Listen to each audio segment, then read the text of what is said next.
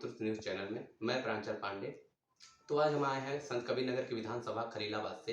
यहाँ से सपा प्रत्याशी श्री दिग्विजय नारायण जय चौबे जी के साथ आज मैं यहाँ पे हूँ। नमस्कार सर, आपका बहुत-बहुत स्वागत है। धन्यवाद आपको। तो इस बार चुनाव का मुद्दा आपका क्या रहेगा? इस बार जो विधानसभा का चुनाव है, ये देश आज़ाद होने के बाद सबसे अलग प्रकार के ये चुनाव है। 17 में भारतीय जनता पार्टी की सरकार बनी। लोगों ने बड़ी अपेक्षा विश्वास के आधार पर उत्तर प्रदेश के लोगों ने प्रचंड बहुमत से बीजेपी की गवर्नमेंट बनने के बाद जो आशाएं अपेक्षाएं आम जनमानस की थी, भारतीय जनता पार्टी की सरकार उन सभी अपेक्षाओं पर खरा नहीं, चाहे वो किसानों का मुद्दा रहा। 1 वर्ष से ज़्यादा तक देश में किसान लाखों की संख्या में किसान आंदोलन करते रहे। 700-800 किसान शहीद हुए। खीरी लखीमपुर में देश के गृह राज्य मंत्री के बेटे ने किसानों के ऊपर गाड़ियां चढ़ा दी। 8 किसान उसमें भी शहीद हुए। गोरखपुर में पुलिस वालों ने ही एक कानपुर के व्यापारी की गोली मारकर हत्या दी। कोविड काल में बीजेपी गवर्नमेंट दावा करती है कि उन्होंने बहुत अच्छा कार्य किया, वो झूठ बोलते हैं। मैं इस बात का प्रमाण हूँ। ऑक्सीजन के अभाव में लोग मरते रहे। इस हमारा जनपद छोटा जनपद है, मात्र 9 विकास खंडों का ये जनपद है। यहाँ से सरकारी आंकड़े डेथ के जो दिए गए हैं बहुत कम है। वास्तविक संख्या मुझे लगता है कोरोना काल में यहाँ की 3000 के आसपास होगी। गन्ना किसानों का सही मूल्य सही समय पर भुगतान नहीं हुआ। उसके बाद धान क्रय केंद्र, गेहूं क्रय केंद्र कहीं भी ठीक प्रकार से नहीं चले, सब बिचौलियों के हाथ में रहे। कानून व्यवस्था पूरी तरह से फेल्योर रही। छात्रों को समाजवादी पार्टी की सरकार 12 से 17 के बीच लैपटॉप दिया। समाजवादी पार्टी गवर्नमेंट ने, बीजेपी गवर्नमेंट ने बच्चों को प्रोत्साहन शिक्षा की दृष्टि से लैपटॉप नहीं दिया। कई ऐसे बढ़ती हुई बेतहाशा महंगाई, भ्रष्टाचार, कानून व्यवस्था का फेल होना, ऐसे तमाम सारे मुद्दे हैं जिनको लेकर के हम क्षेत्र में जा रहे हैं और उस आधार पर हम सभी को अपार सहयोग और समर्थन मिल रहा है। जी, जब आप क्षेत्र में भ्रमण कर रहे होंगे इस समय, तो आपको जनता से पता चला होगा, तो इस समय संत कबीरनगर की जनता की हवा किस तरफ चल रही है? संत कबीर ही नगर ही नहीं, पूरे उत्तर प्रदेश का आम जनमानस मन बना चुका है बीजेपी को गवर्नमेंट को हटाने का और उत्तर प्रदेश में समाजवादी पार्टी सरकार बनाने का मन बना चुकी है। जैसा कि बीजेपी की तरफ से दावा किया जा रहा है कि गन्ना किसानों का हमने बिल माफ़ किया, ये किया, परंतु संत कबीरनगर की एकमात्र गन्ना मिल अभी तक बंद है। तो क्या सपा की सरकार आने के बाद इस पर प्रयास किया जाएगा गन्ना मिल पर? मेरी शीर्ष प्राथमिकता में गन्ना मिल है।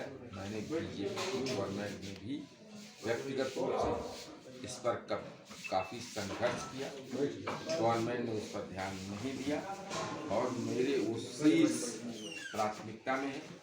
सरकार बनते ही मेरा प्रयास होगा कि इस जनपद में गन्ना मिल पुनः स्थापित हो। आपने कहा था कि और भाजपा की जब आप भाजपा में थे, तो आपने कहा था कि और भाजपा की तरफ से आपको ज़्यादा प्राथमिकताएं और मतलब कि आपकी बात नहीं सुनी जा रही। तो आपको कब ऐसा एहसास हुआ कि मतलब कि भाजपा में आपकी अवहेलना की जा रही है या आपकी बात नहीं सुनी जा रही है? देखिए, ये तो सिर्फ मेरी बात नहीं है, मैंने ही नहीं कहा था। पूरे उत्तर प्रदेश में किसी एमपी एमएलए की श्रीमान योगी आदित्यनाथ जी की सरकार ने कभी नहीं सुना। सिर्फ मेरे अकेले की बात नहीं। जैसे एग्जाम्पल के तौर पे मैं बताना चाहता हूँ, जो गन्ना मिल का मामला है वो मेरा अकेला व्यक्तिगत मामला, मेरी ही विधानसभा का मामला नहीं। ये जनपद में 3 विधानसभा हैं, 3 विधायक तीनों बीजेपी से थे, सांसद भी बीजेपी के थे। पूरे जनपद का मामला था, सभी लोग बीजेपी के थे, सभी का प्रयास था गन्ना मिल को चलाने का, लेकिन सभी के प्रयास से गन्ना मिल फिर सरकार ने कोई ध्यान नहीं दिया। ये पूरे उत्तर प्रदेश में ये समस्या थी, मेरे अकेले की समस्या नहीं थी। किसी भी जनप्रतिनिधि की श्रीमान योगी जी की सरकार ने कोई भी समस्या का समाधान नहीं किया। किसी भी बात को ये लोग सुनते नहीं थे। उत्तर प्रदेश का सबसे बड़ा चेहरा हरिशंकर तिवारी और उनका पूरा परिवार सपा में शामिल हो रहा है, आप भी सपा में शामिल हुए, तो क्या इससे भी ये पता चल रहा है कि वाकई ब्राह्मण समाज सपा भाजपा से नाराज है? पहली बात तो मैं जात धर्म के आधार पर सामाजिक और राजनीतिक जीवन में न काम करता हूँ, न मेरे नेचर में जात की बात तो करता नहीं। फिलहाल इतना कह सकता हूँ कि निश्चित रूप से ब्राह्मण समाज में काफी आक्रोश है और मुझे लगता है सर्वाधिक लोग, ज्यादातर लोग समाजवादी पार्टी के साथ हैं। स्वर्गीय भालचंद्र जी के पुत्र श्री सुबोध यादव जी ने आम आदमी पार्टी की सदस्यता ग्रहण की है। आम आदमी पार्टी की तरफ से वो चुनाव लड़ रहे हैं, तो क्या सपा, क्या जो वोट बैंक माना जाता है यादव समुदाय को, क्या इससे वोट बैंक पर कुछ गिरावट आने की संभावना लग रही है सपा में?